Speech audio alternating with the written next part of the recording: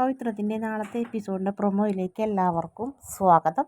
അങ്ങനെ നമ്മുടെ വിക്രം അച്ഛൻ്റെ അടുത്തേക്ക് ചെല്ലണ്. അപ്പം അച്ഛൻ പറയുന്നുണ്ട്, തെങ്ങടിച്ചാൽ പന വീഴും എന്നും ഉള്ള പാകത്തിനായാൽ പോരാ, ആത്മാഭിമാനം എന്നുള്ളൊരു സാധനം ചന്തയിൽ നിന്ന് വാങ്ങി തലയിൽ ചൂടാൻ പറ്റിയതല്ല എന്നൊക്കെ പറയുന്നുണ്ട്. ജോലിക്ക് പോകുന്ന കാര്യമാണ് പറയുന്നത്. അപ്പോൾ വിക്രം വേഗം റൂമിൽ നിന്ന് പുറത്തിറങ്ങി പോവാണ്. അതിനുശേഷം വേദ പറയുന്നുണ്ട്, എന്തായാലും ഒരു ജോലി അത്യാവശ്യമാണ്.